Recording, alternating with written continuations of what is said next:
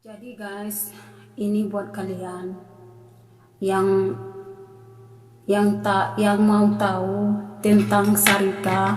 Saya jelaskan sama teman-teman di sini pembohongan Syarika terhadap pemerintah Indonesia, khususnya cara mereka memberangkatkan TKW itu ke luar negeri, ke sini, supaya kalian tidak saling, supaya kita tidak saling menjatuhkan. Karena jangan merasa kalian itu benar selalu, TKW salahnya karena kabur, selalu disalahkan TKW kaburan. Padahal kita kabur, TKW kabur itu karena ada alasan tertentu. Sekarang karena banyak sekali mengeluarkan ayat-ayat dan mengharamkan gaji-gaji TKW kaburan itu. Jadi saya jelaskan sama teman-teman di sini tentang Syarika.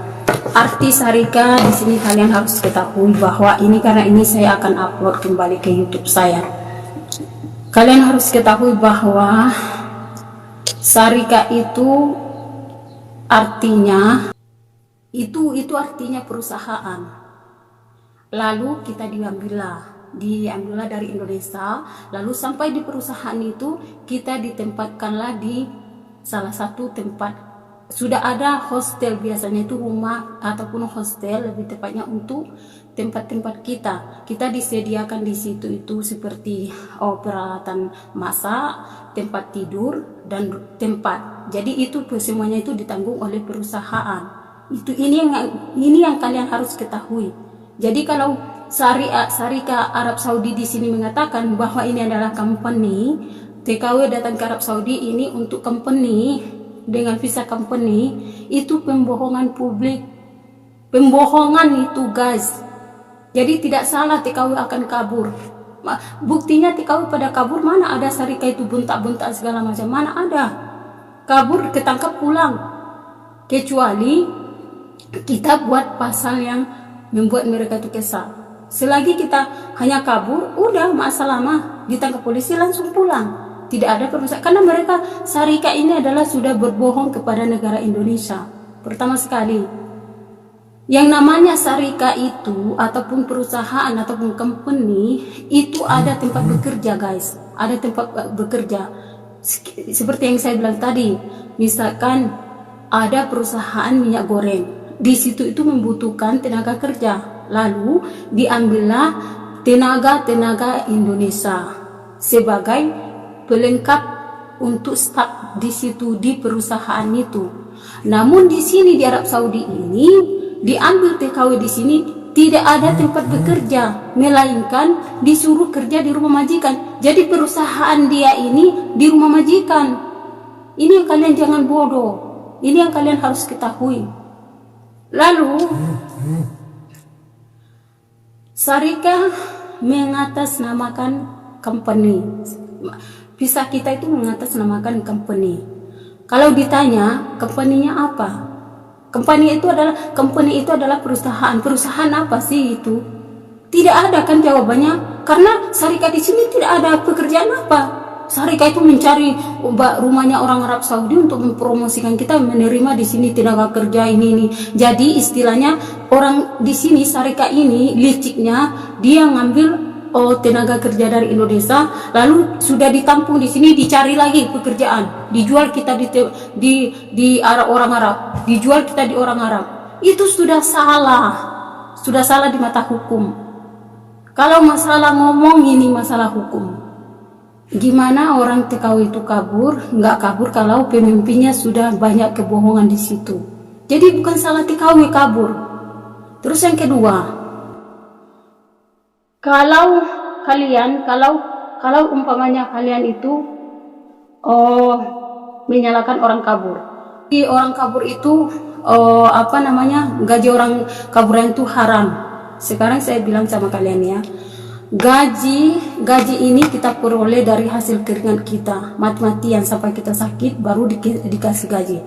Kita belakangkan dulu masalah ikoma ataupun undang-undang yang harus kita patuhi di negara orang, khususnya di negara setempat. Kita belakangkan aja dulu itu. Di dalam agama Islam kita cuma harus mentaatkan. Nah, apa yang kita taatkan pertama sekali Allah. Taatlah kepada Allah. Dan kalau seperti saya bilang tadi di Sarika itu sudah ada pembohongan ataupun itu adalah pemimpin yang sudah tidak baik, di mana di situ itu pemimpin yang tidak ada kaidah Islam, di mana di situ tuh pemimpin ada kelicikan atau kecurangan, maka kita harus kabur dari situ. Kalau dalam agama, kalau kita pandang secara agama ya, Sarika itu sudah melakukan pembohongan terhadap pemerintah Indonesia dengan mengatasnamakan company, bisa dibuat untuk company. Sampai di sini itu apa? Company apa? Company apa? Bahasa Indonesia company itu, guys. Kalian jangan bodoh, jangan salahkan aja TKW Kaburan sampai kalian mengklaim gaji TKW Kaburan itu haram segala macam. Tidak boleh seperti itu. Kalian harus tahu dulu ya, TKW Kabur itu tidak salah satupun. Sekalipun kalian dipegang TKW di Sarika itu masih pegang paspor atau segala macam, tetap kalian itu ilegal. Kalian coba berpikir pintar ya.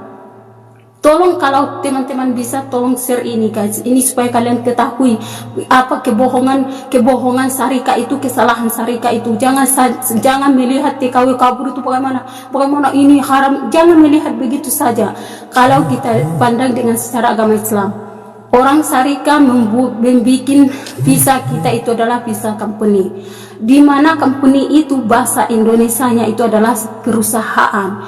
Perusahaan itu di mana semua umumnya itu mengetahui perusahaan itu adalah ada salah satu produk, seperti misalkan produk minyak goreng, seperti saya bilang tadi bahwa di sini perusahaan ini perusahaan minyak goreng.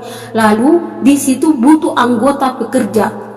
Kalau orang perusahaan itu ataupun salah satu manajemen perusahaan itu mengirim visa di luar Indonesia untuk membawa di sini anggota untuk masuk ke perusahaan itu, ada tempat bekerja guys. Artinya kita kerja di perusahaan itu, bukan dioper ke rumah majikan, ke rumah-rumah orang.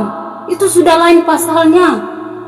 Aku nggak ngerti ya guys, mungkin orang Saudi ini bodoh tentang perusahaan, atau mungkin mereka gimana bisnis mereka itu nggak ngerti aku ini pekerja perusahaan, aku ini pekerja company. 5 tahun aku di Malaysia.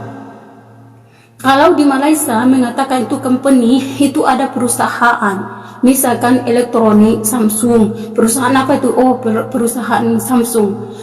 Itu perusahaan misalkan katakanlah di rumah sakit mana?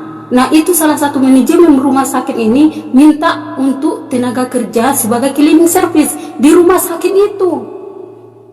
Sedangkan berapa Sarika di sini? Sarika Mahara, Sarika Smasko, Sarika, banyak Sarika saya lihat itu. Itu dia bawa TKW di situ, mau dibawa kemana? Mereka itu mau dimasukkan kemana mereka kerja itu? Apakah mereka menciptakan lapangan kerja di situ? Tidak ada guys, tidak ada. Kalian coba. Jangan terlalu mengharamkan gaji TKW. Kalian harus paham, Sarika itu sudah melakukan pembohongan publik kepada pemerintah Indonesia. Pahamkan itu. Kita kabur tidak ada masalah. Aku aja kabur, orang sudah ditelepon ke Indonesia. Tidak ada masalah dengan ini.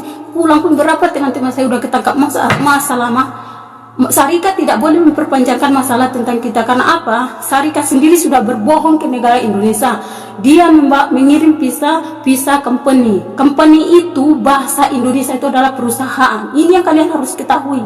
Makanya guys, kita itu datang ke Arab Saudi jangan terlalu bodoh.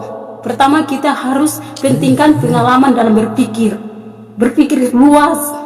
Jadi kalian ini guys harus tahu ya, Sarika itu bahasa Arab, lalu company itu bahasa Inggris, lalu bahasa Indonesia adalah perusahaan.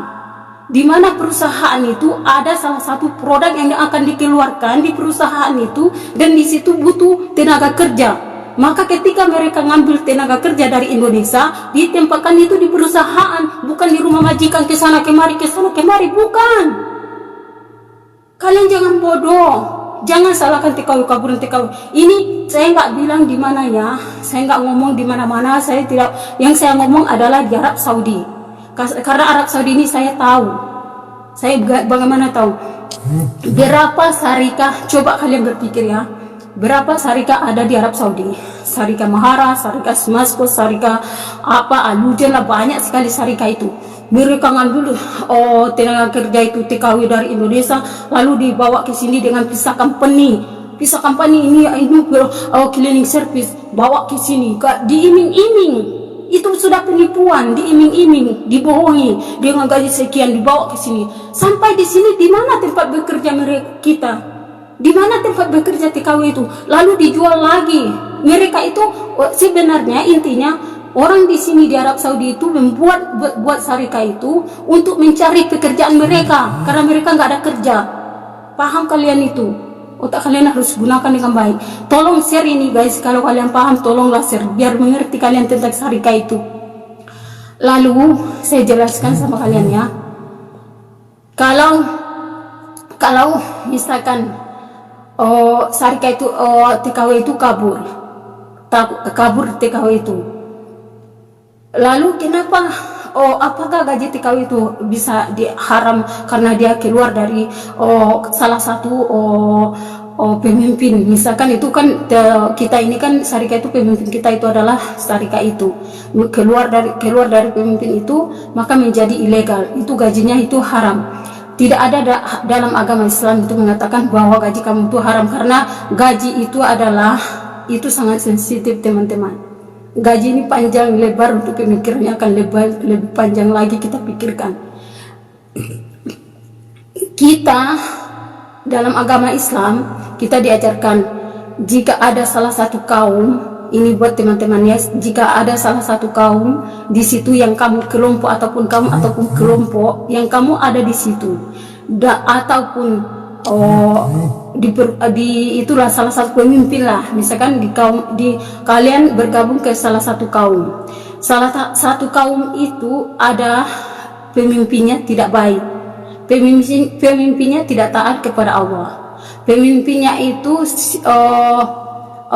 terlalu tidak sesuai kaidah Islam, tidak sesuai syariat Islam, seperti kecurangan. Seperti ini aja sudah berbohong mereka, syarikat itu berbohong kepada negara Indonesia. Kalau ada seperti itu, kita tidak haram untuk kabur dari situ, karena itu sudah merusak agama kita. Misalkan kita dipekerjakan di rumah majikan, kita tidak bisa sholat. Ini saya bilang sama kalian tidak bisa sholat, selalu disuruh kerja. Waktu sholat itu kalian lebih pentingkan dunia, kalian lebih pentingkan itu pekerjaan daripada sholat. Padahal sudah ada ayat-ayat ataupun dalil mengatakan bahwa atiullaha wa atiur rasul wa ulul amri. Allah pertama sekali kita taat, artinya kita sholat dulu baru kita itu kerja. Jadi jangan sampai kerja dulu baru sholat, tidak boleh seperti itu. Karena Allah pertama harus kita taati. Selagi kita itu taati Allah, maka apapun yang kita dapatkan itu adalah berkah. Karena kita sudah diajarkan, kalau seandainya di salah satu kaum, di kaum kalian itu yang ada kalian di situ, kaum itu sangat kaum yang rajin, yang tidak taat kepada agama, yang bisa rusak agama kalian di situ, maka keluarlah pada kaum itu. Jadi tidak haram bagi kita untuk keluar pada kelompok yang tidak bagus seperti syarikat itu. Kita keluar tidak ada salah kita, karena syarikat itu sudah melakukan juga pembohongan terhadap pemerintah Indonesia. Coba teman-temanku, berapa kali orang itu sudah pada pulang. Syarikat mana ada memperpanjang masalah itu? Kalau kita pintar ngomong, syarikat tidak menghakimi kita. Syarikat itu sudah membohongi Indonesia di atas namakan company. Diambil TKW untuk company itu perusahaan apa? Kita bukan kerja di perusahaan, namun kita kerja di rumah majikan, dioper ke sana, kita dijual lagi, sangat tidak manusiawi. Jadi tidak ada salahnya kalau kita keluar dari salah satu kaum yang pemimpinnya tidak benar, tidak taat kepada Allah. Syarikat itu pemimpin yang tidak taat kepada Allah. Syarikat itu pemimpin yang curang, yang menciptakan salah satu kebohongan publik. Itu kebohongan publik itu, syarikat itu mengatasnamakan company, tapi company itu tidak ada. Tapi perusahaan itu tidak ada. Perusahaan itu hanya di rumah majikan, opor TKW ke sana 3 bulan ambil uang, terus opor lagi 3 bulan ambil uang. Kita diperjualbelikan di sini.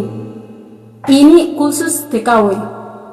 Tapi saya bahas lagi pisahnya untuk untuk ziarah dan juga umroh. Jadi ini kan yang sombong ini, teman-teman yang sombong ini kebanyakan yang sudah kafir.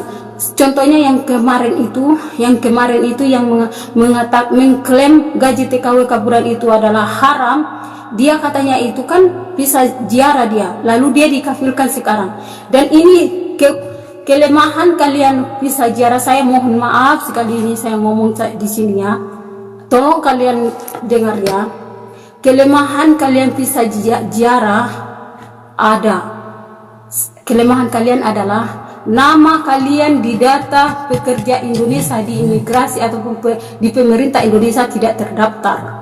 Ini yang kalian harus ketahui. Walaupun jangan kalian sombong, kalian bisa ziarah ataupun umroh datang ke sini lalu kalian dikafirkan. Sudah ada paspor, sudah ada ikoma, kalian sombong menjatuhkan orang yang kaburan.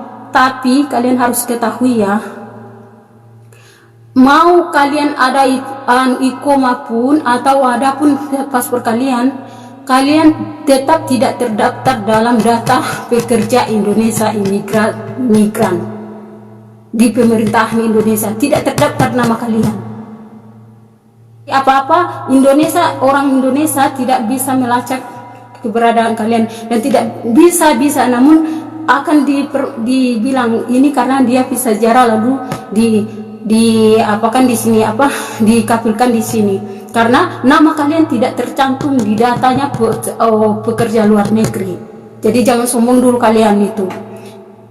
Ketimbang ini kalian harus dengar ya, ketimbang orang Sarika kaburan seperti aku dari Indonesia itu sidik jari 5 kali. Kalian tahu nggak?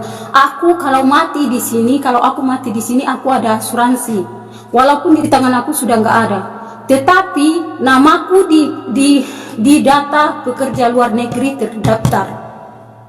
Karena aku di sini cleaning service, walaupun itu hanya formalitas, tapi sidik jariku sudah ada di perdataan Indonesia, perdataan tenaga kerja Indonesia di pemerintah Indonesia.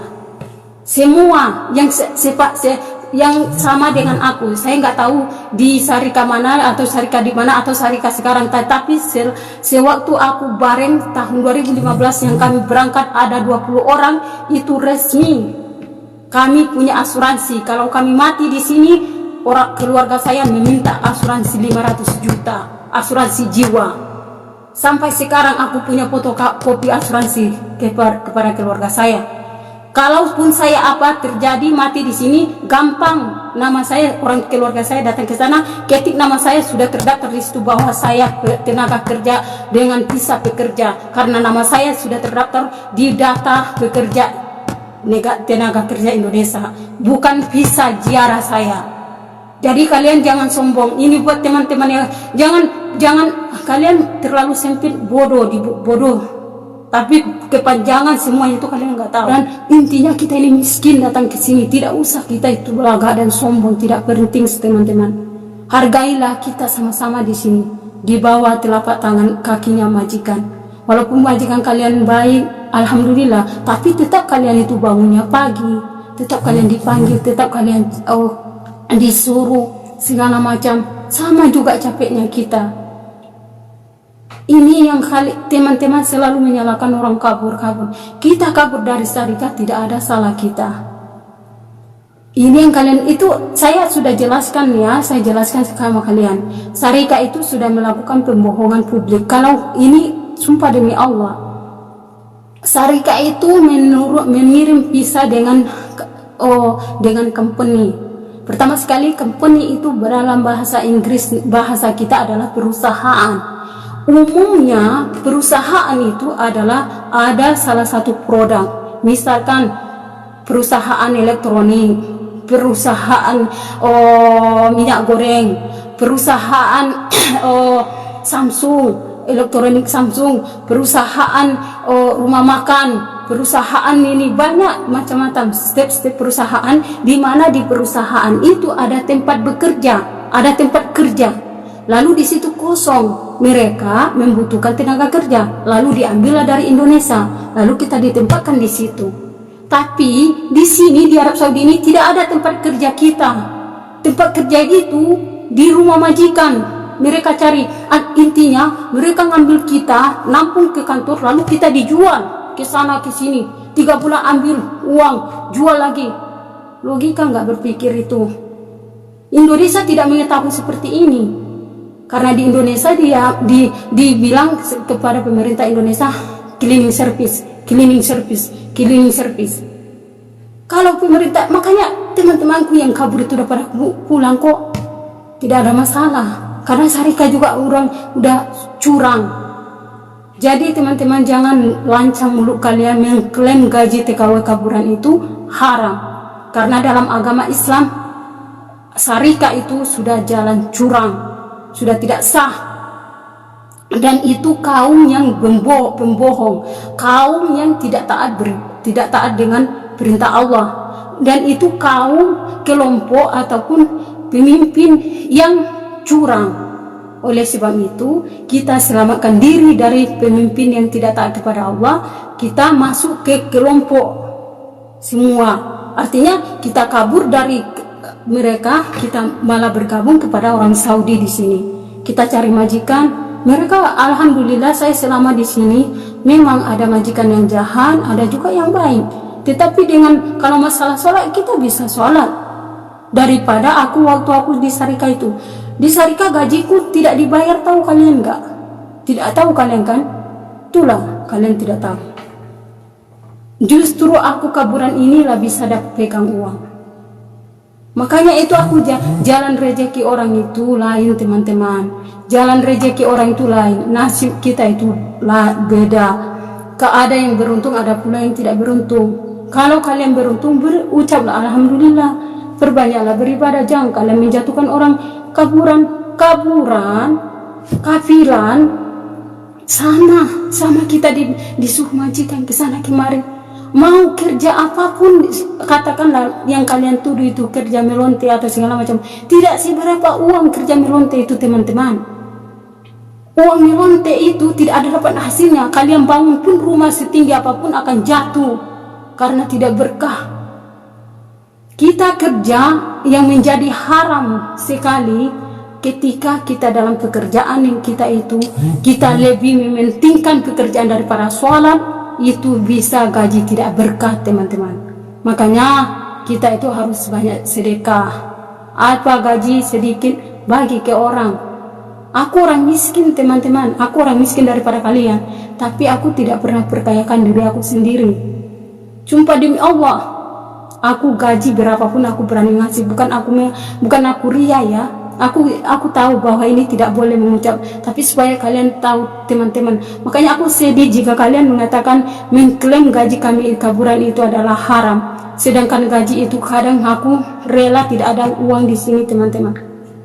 Aku kasih ke orang, bukan aku orang kaya, aku orang miskin, tapi karena aku anak yatim piatu, aku nggak ada lagi gunanya uang, aku lebih membantu orang. Lalu kalian haramkan uang itu, tapi ini teman-teman, anak sekarang buat pesan saya buat teman-teman, kalau punya anak masukkanlah di pesantren. Lalu pesantren itu cari pesantren yang benar-benar mularan, seperti pesantren saya. Pesantren saya itu benar-benar mularan, makan seadanya, makan kami aja. Sayur pakis itu pun kami petik di kebun orang, karena kami diizinkan untuk petik itu. Terus kadang-kadang ikan teri, nasi putih, itu makanan kami. Tapi belajar. Saya walaupun saya bodoh, walaupun saya jadi babu, alhamdulillah saya bersyukur sedikit ilmu saya bisa pergunakan. Kalau saya pulang pun dari sini, saya bisa jadi guru di pondok pesantren tempat saya kerja. Saya tidak meminta gaji, tapi saya untuk berbagi, apalagi sekarang banyak pengalaman saya tentang agama Islam. Saya sudah datang di Arab Saudi, saya berbedakan agama orang Saudi dengan agama Indonesia, jauh beda banget. Di situ saya bisa untuk memberikan pengalaman kepada adik-adik di sana. Saya itu heran sama kalian, teman-teman. Yang saya herankan sekali, atas dasar mana kalian mengatakan mengklaim gaji kami itu, bahwa gaji kaburan itu adalah haram, sementara ngomong tentang agama Islam. Dalam agama Islam, syariah itu bukanlah jalan yang berkaidah Islam, bersyariah Islam. Sudah ada penipuan. Dalam agama Islam, jika salah satu kaum di situ adalah kaum yang tidak taat beribadah dan salah satu kaum yang curang, maka keluarlah dari situ. Jadi kalian teman-teman, kalau waktu sholat, Allahu Akbar, majikan nyuruh kalian, madam, saya mau sholat, sekarang waktu sholat. Atiullaha wa atiul Rasulullah wa atiul inti. Bilang inti, akhir saya inti. Bilang kayak gitu. Jadi sholat aku dulu, baru aku itu taat kepada kamu. Pertama, kalau kamu tidak izinkan saya taat kepada Allah, berarti kamu merusakkan agama saya. Hari ini pun saya keluar. Ngomong seperti itu teman-teman. Jangan takut kalau masalah sholat. Berjuangkan aja untuk sholat kamu. Tidak ada haram. Jadi kalian itu teman-teman ya, yang di KPK, karena saya tahu di sini ini khususnya di Arab Saudi, kalau ada yang kafil, yang sudah kafil, itu visa ziarah ataupun visa umroh. Kalau visa yang seperti saya tidak akan bisa kafil. Saya tahu itu tidak akan bisa. Dan ini yang perlu kalian ketahui, visa ziarah. Supaya kalian tidak sombong, kalian boleh tanya kepada orang-orang aja. Setahu saya, visa ziarah itu nama kalian tidak terdaftar di dalam data pekerja luar negeri. Tidak terdaftar, walaupun kalian sudah ada iqomah segala macam, tidak terdaftar nama kalian. Ketimbang daripada kami yang visanya company seperti saya, nama saya terdaftar di data pekerja imigran. Karena saya visanya walaupun memang sampai di sini saya dibohongi, tapi visa saya tetap visa bekerja. ID saya ada ID pekerja, bahkan asuransi saya ada. Mati saya pun di sini 500 juta jiwa asuransi jiwa saya.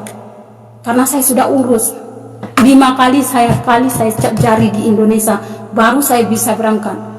Ada 20 orang itu resmi semasa saya pada tahun 2015. Tapi sekarang saya sudah tidak tahu syariah itu bagaimana.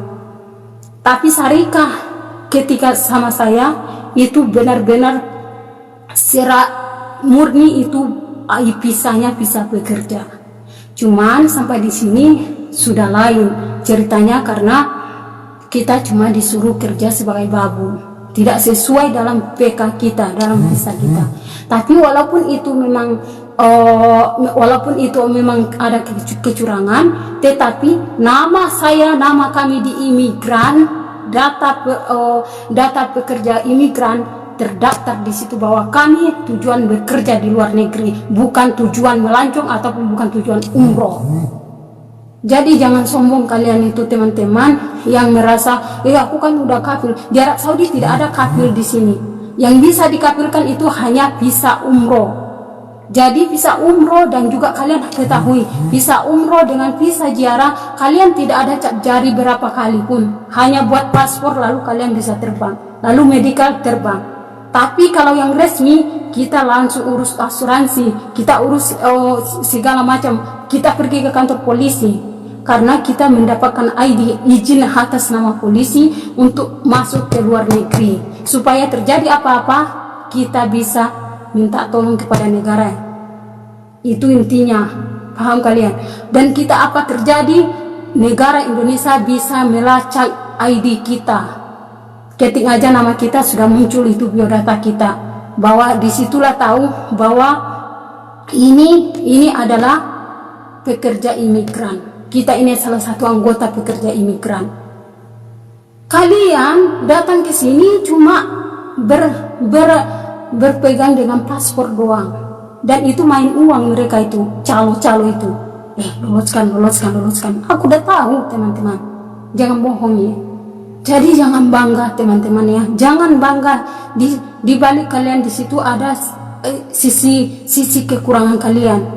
yang harus kalian waspadai. Maka kalian yang sudah dikafirkan, hati-hati banget.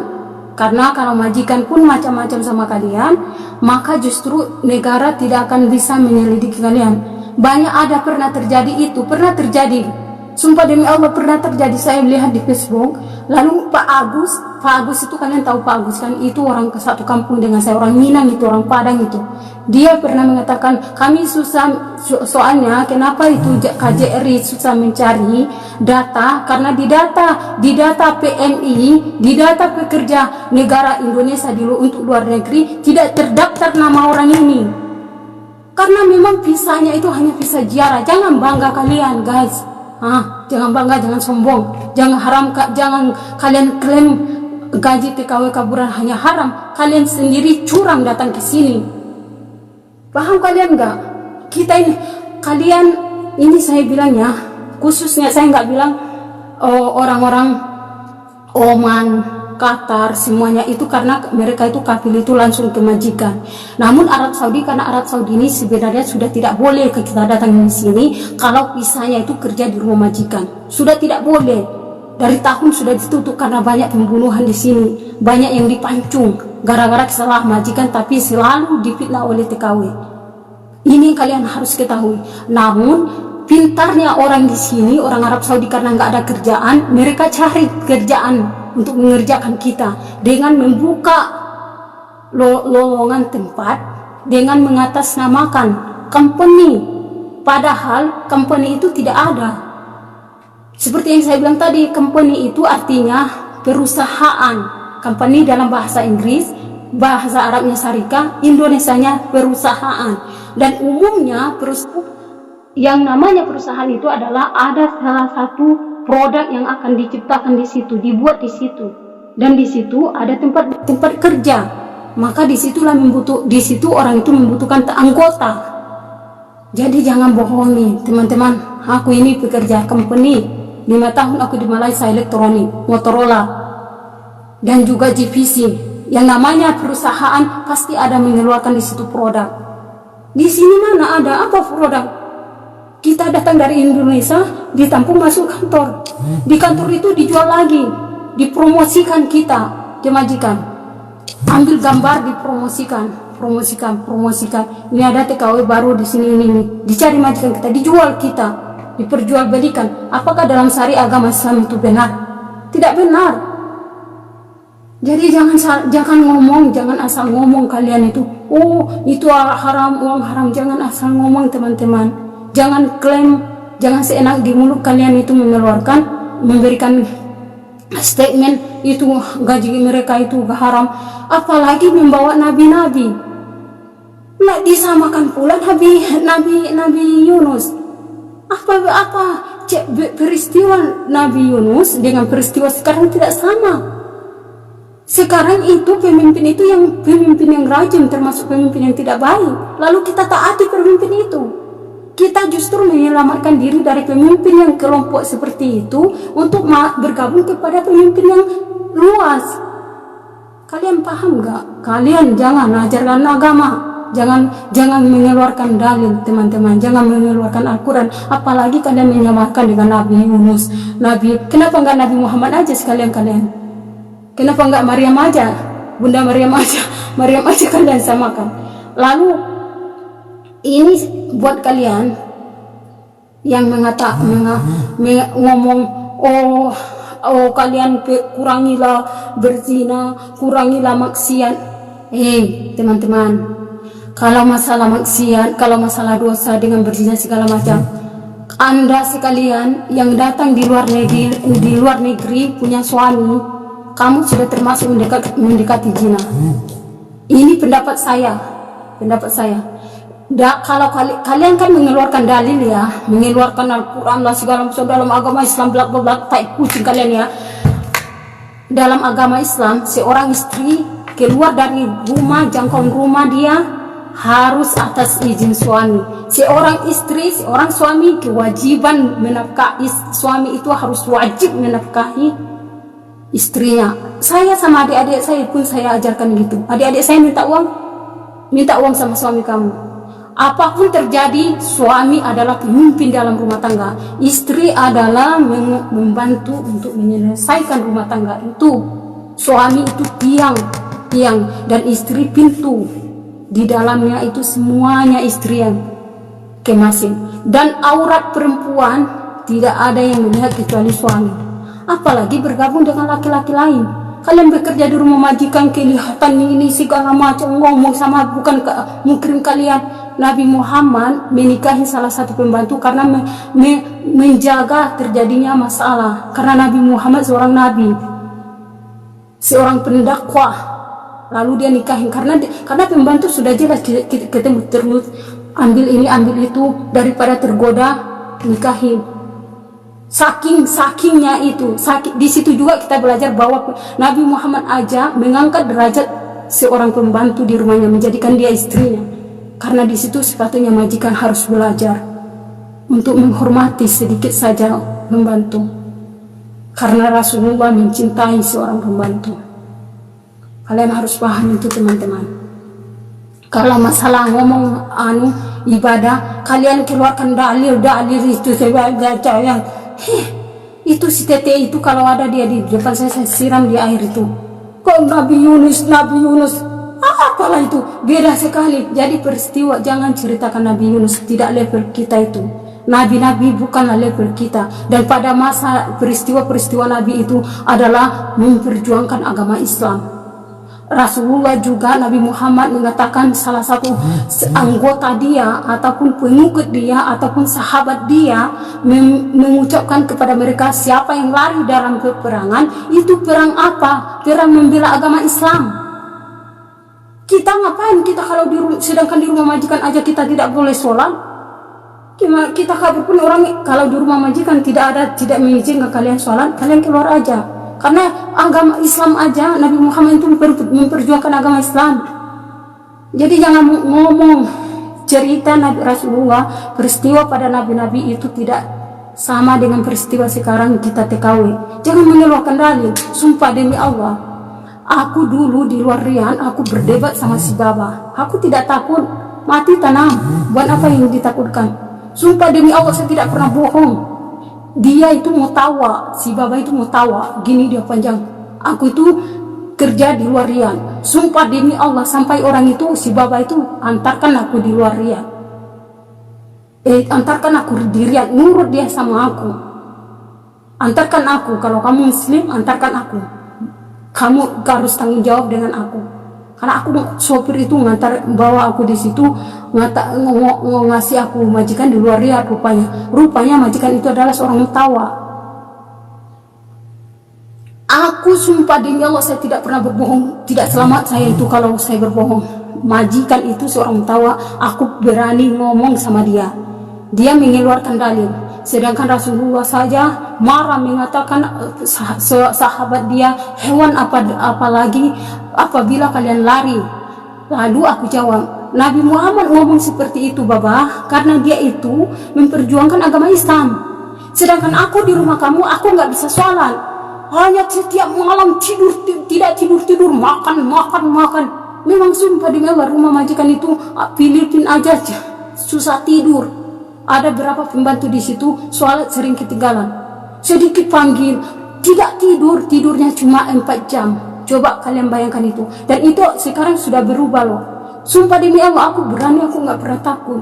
Kalau masalah agama, aku nggak pernah takut. Dia apa yang kita takutkan? Dia muslim, kita muslim. Dia bersujud kepada Allah, kita juga bersujud. Dia malah melarang kita bersujud kepada Allah. Mana boleh seperti itu?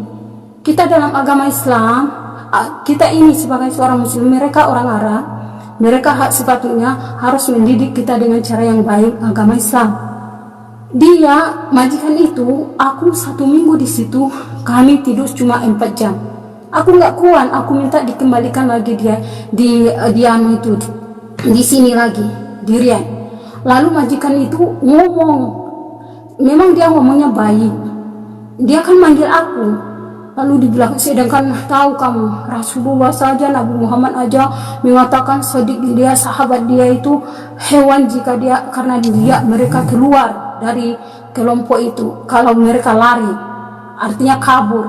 Lalu aku jawab, Nabi Muhammad memperjuangkan agama Islam, karena jika ada sahabat dia yang takut mati karena memperjuangkan agama Islam, dia ini memperjuangkan agama Islam, takut dibunuh oleh orang Yahudi, oleh Nasrani, oleh orang kafir, maka dia adalah hewan, dia pengecut.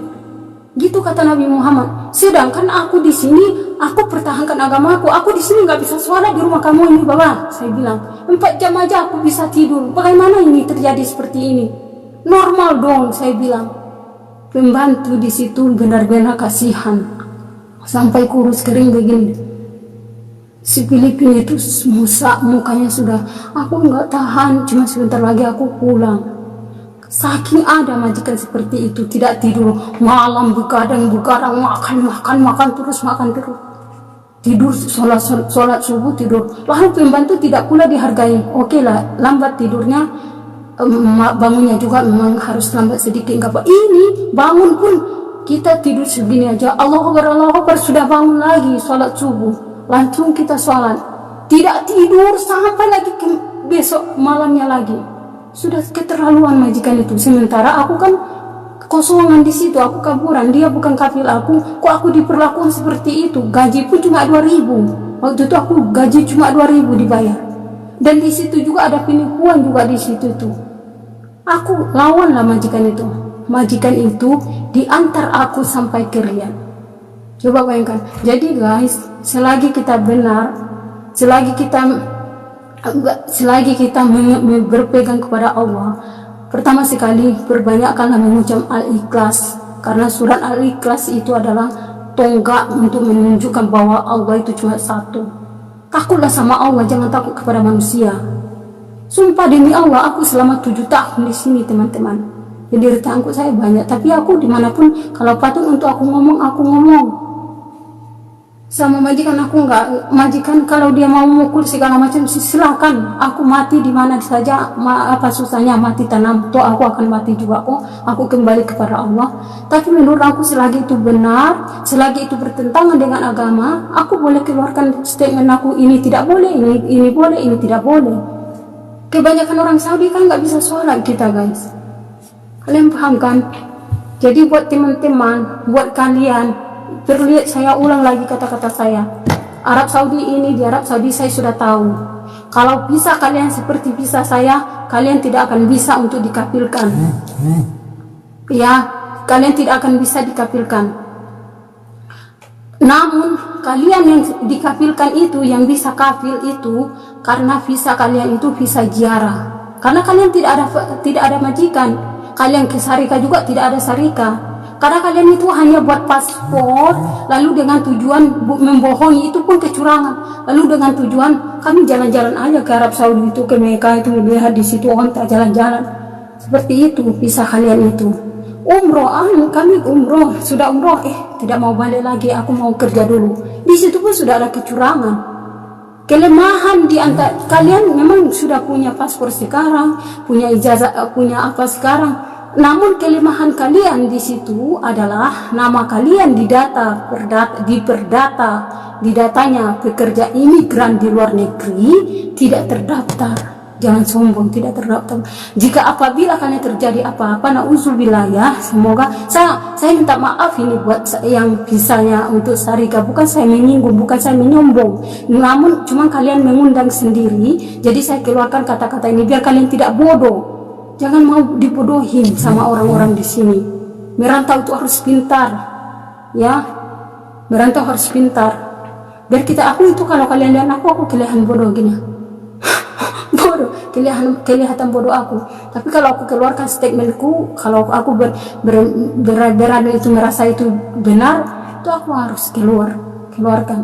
Sama dengan sekarang ini kalian yang bisa itu seperti si Tete itu yang menyamakan TKW dengan Nabi Yunus itu, aku melihat dia mengatakan bahwa di situ itu bisa ziarah dia, lalu dia sudah dikafirkan. Dia pun sudah balaga, karena dia sudah dikafirkan, dia dengan sombong memberi itu sama saja menjatuhkan nama ayat-ayat.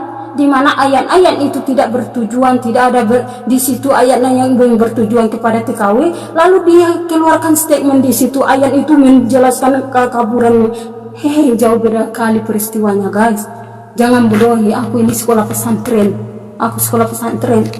Jangan bodohin aku. Dari awal itu ayat-ayat Al-Quran itu dari awal itu dari Alif Lam sampai ke waktu itu turun ayat semua di situ itu punya peristiwa. Oleh sebab itu diturunkan dalam Al-Quran karena supaya kita tahu kata-kata orang. Aku ini belajar dan kamu sendiri terserah mereka mau jadi apa. Hidup ini pilihan teman-teman. Kita pun memilih jadi TKW pada resikonya besar. Apalagi kalian yang sudah punya suami. Kalian kalau mau ngomong masalah itu berdosa, kurangkan maksiat. Walaupun kamu tidak diewek sama majikan kamu, tapi kamu di situ itu sudah melanggar kaidah Islam. Dan memang kita boleh berjuang bekerja memang kita boleh bekerja perempuan. Namun lihat dulu pekerjaannya itu gimana. Walaupun menurut kamu itu pekerjaan halal karena kamu di rumah majikan, tapi aurat kamu itu majikan lihat. Mana boleh seperti itu? Padahal dalam bayangkan surat dalam An-Nisa, kalian baca surat An-Nisa itu, di situ sudah dijelaskan laki-laki adalah pemimpin dalam rumah tangga. Dia yang menafkahi. Aku adik-adikku selalu kuajarkan, suami kamu, istri kamu tanggung jawab. Walaupun sebenarnya juga aku bantu juga, tapi ku keluarkan dulu nasihat. Jadilah laki-laki yang bertanggung jawab. Kalau udah nikah, artinya tanggung jawab kamu semuanya. Jangan sampai adikku kelaparan. Aku ngomong seperti itu. Jangan sampai minta-minta, saya sudah nggak ada orang tua saya sudah tidak berani, kamu terlantarkan adik aku. Jangan sampai minta-minta, saya sudah nggak ada orang tua saya sudah tidak berani, kamu terlantarkan adik aku. Aku masih hidup, selagi aku masih hidup, jangan terlantarkan adik aku. Jadilah laki-laki yang bertanggung jawab di depan Allah. Adikku suaminya bilang, oh iya kak, ada uang. Karena teman-teman, ini saya bilang sama kalian, kita perempuan sebenarnya nggak boleh keluar. Ini aja sudah aurat ini. Makanya aku itu kalau melihat kalian itu sok suci, aku ini tahu batas aurat teman-teman. Kalau jadi orang muslim itu orang yang hanya di dalam, duduk dalam rumah, hanya merawat anak, suami.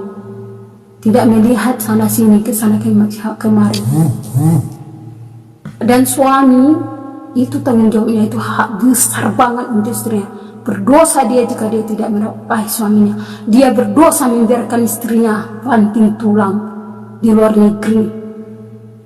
Itu yang kalian harus ingat. Itu kalau masalah agama Islam. Jangan ngomong masalah agama sama saya teman-teman. Kita semua melanggar kaidah Islam. Jadi bukan hanya orang yang penzina. Mereka berzina kalau bertaubat. Namun kalian yang sudah menghujat belum tentu itu adalah penzina, lalu kalian fitnah. Lebih banyak dosa kalian daripada orang yang berzina. Sumpah demi Allah, penzina lalu kalian fitnah, lebih banyak dosa kalian daripada orang yang berzina. Sumpah demi Allah, dosa jariah, dosa menfitnah, zina. Sumpah demi Allah, dosa jariah, dosa menfitnah, banyak sekali yang kita tanggung. Malaikat ada di samping kita. Jadi kalian ya, ini buat aku sudah tag dia, saya SMS dia si tete tapi nggak layan. Dia sekarang pada mukanya, lalu dia ganti sekarang caption di akun TikTok dia sudah lain lah. Gimana dia dulu pertama saya lihat, apa ini manusia, saya kaget.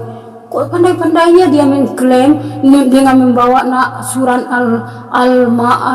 al-Safat itu di situ ada gaji TKW kaburan. Al-Safat itu di situ ada gaji TKW kaburan. Aku ini kabur, sudah berpikir seperti teman-temanku yang kaburan itu, mereka janda. Mereka wajar datang ke sini karena mereka tidak ada lagi yang menafkahi kalian. Nah, kalian yang punya suami, hanya kontol suami kalian yang kalian makan, hanya kontol suami kalian punya. Alamak, aku lebih malu seperti itu guys. Teman-temanku semuanya kaburan, pada berhasil. Kita tidak melihat kerja apa mereka atau gimana, yang penting mereka berhasil. Mereka juga janda yang di luar negeri ini, karena kami itu orang luar negeri seperti saya, tidak ada yang menafkahi saya. siapa yang menafkahi saya kalau bukan dari saya sendiri? Saya yang berusaha menafkahi diri saya. Kami janda boleh keluar negeri karena tidak ada lagi tanggung jawab kami. Kalau kalian masih berstatus istri, kalian masih bertanggung jawab dengan ngentut sama suami kalian, memasak makanan suami kalian, menjaga rumah tangga kalian, menjaga anak kalian, mendidik anak kalian dengan agama. Itu tanggung jawab kalian. Makanya aku bilang jangan ngomong masalah agama sama saya, teman-teman. Kalau kalian ngomong masalah agama nanti kalian tersinggung kalau saya ucapkan. Saya orangnya kasar, asal ngomong aja. Jadi tanggung jawab kita perempuan itu adalah memberi memek kepada suami, ngentot. Karena itu adalah wajib. Ngentot itu wajib. Maksud aku itu pokoknya itu adalah sunnah lah. Itu sunnah dalam rumah tangga kalian. Kalau kalian sudah punya suami berarti kalian harus nyentot, layani nafsu kalian. Makanya sekarang ini banyak kan, gara-gara kalian istri, anak bapaknya menikahi, rela korban jadi anaknya yang jadi korban diewek sama bapaknya. Karena apa? Kalian istri tidak ada tanggung jawab kalian kepada suami kalian. Kalian diperistri itu bukan ngentut sama laki orang lain, tapi ngentut sama suami kalian, mencuci baju suami kalian, memasak makanan suami kalian. Itu kewajiban kita seorang istri, bukan kewajiban kita pergi ke rumah orang Arab kita korek-korek WC-nya rumah Arab. Namun karena faktor ekonomi kalian rela lakukan seperti itu, teman-teman. Lalu kalian sudah sombong, menginjak kami orang kaburan, teman-teman. Apa bedanya kalian dengan saya? Kami orang kaburan. Tangan kami sampai berkorek-korek. Kami kaburan itu janda datang ke sini itu wajar. Kalian disamakan juga Nabi. Itu ya Nabi Yunus itu bukanlah salah satu azab.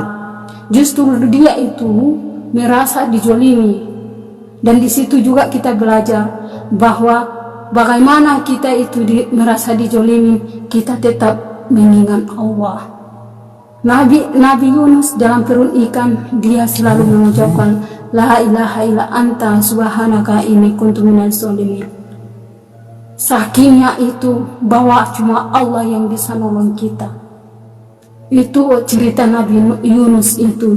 Bukan cerita TKW di situ, kaji kaburan di situ. Itu memang di situ ada menceritakan orang yang lari daripada kelompok dia.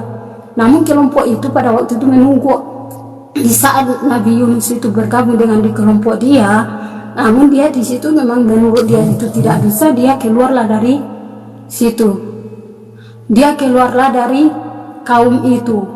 Lalu cerita dia dibuang dari laut, dibuang ke laut karena dia menaiki kapal yang salah satu kaum lagi, di kaum satu lagi, bukan kaum yang dia lari itu. Itu wajar terjadi. Artinya kalau saja Nabi Yunus bertemu dengan kaum yang baru itu, kaum satu itu, lalu dia naik ke kapal itu, lalu diselamatkan dia, maka dia akan selamat. Artinya di situ tidak ada terjadi penganiayaan kepada Nabi Yunus.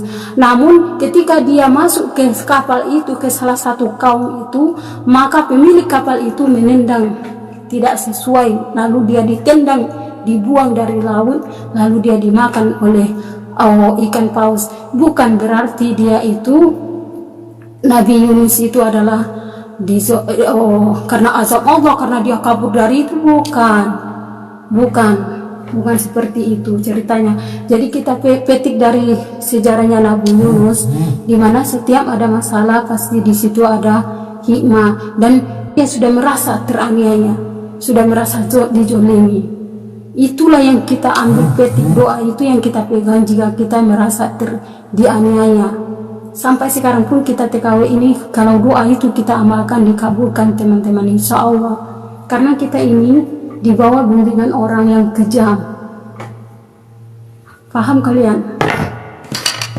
Jadi kalian dari saya ini, nanti videonya saya upload ke YouTube.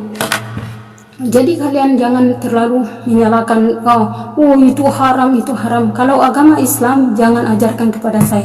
Saya keluar itu sudah berpikir saya ini. Kalau kita lihat itu pemimpin yang sudah bersimpangan dengan agama, dalam agama Islam itu sudah jelas. Kalau kaum salah satu kaum yang kamu ikuti di situ bahwa di situ tidak ada sangat bertentangan dengan kaidah Islam, dan pertama sekali ibadah kamu rusak, sholat ketinggalan, bisa ketinggalan, itu jauhi kaum itu, maka keluarlah dari kaum itu. Kita keluar dari kaum itu, lalu kita gabung ke kaum yang banyak. Kita gabung malah ke kaum orangnya ini pemimpin Arab Saudi. Paham kalian kak? Berpikirlah secara logika teman.